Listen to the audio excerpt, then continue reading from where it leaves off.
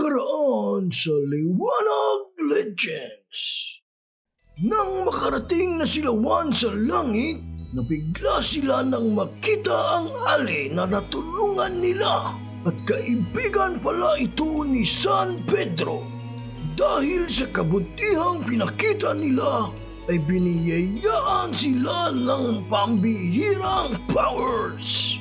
Ngunit dahil sa anger issues ni San Pedro, napadalaan niya ito sa impyerno.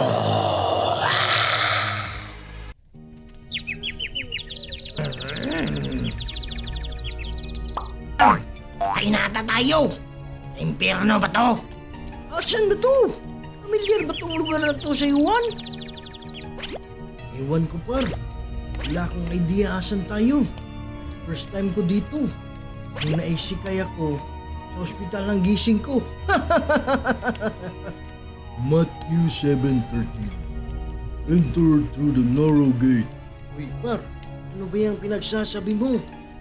For wide is the gate, and broad is the road that leads to destruction, and many enter through it. Uy, Cons, matayo na yung balahibo ko. Please lang, kang magbiro.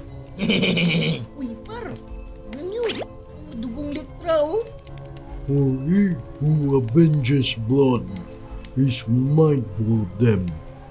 He does not forget the cry of the afflicted.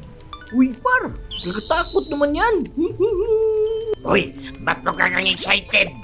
Tignan mo, madugong litra, umaapoy na gate. Tama ka par, misteryoso talaga. Uy, missing ka.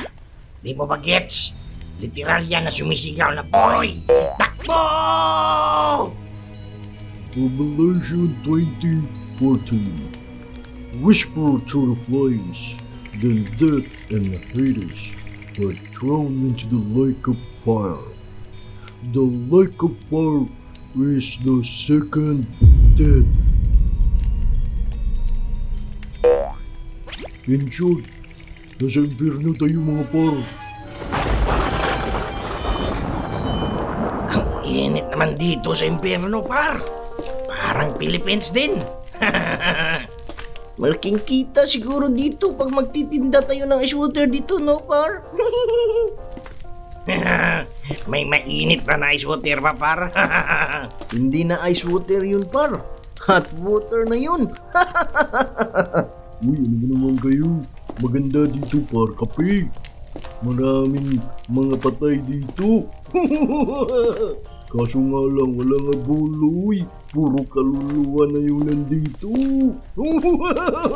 Ayan ka na naman, par. Nananakot ka na naman.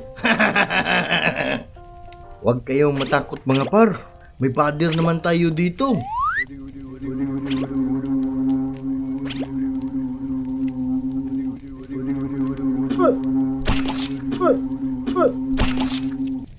Relax lang par.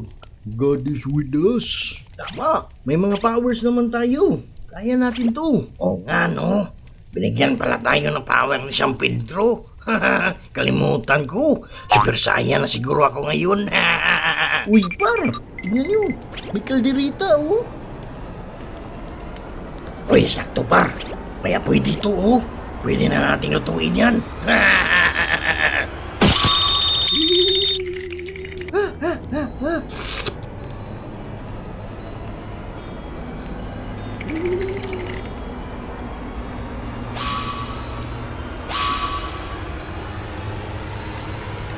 Ayan na, par. Ready na. Ano mahala par? I-bless ko muna.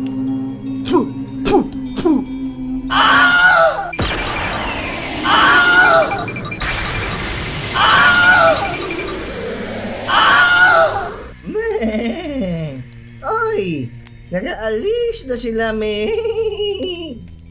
Di ko man lang sila napasalamatan meh. Buti, natanggal na yung sore eyes ko meh.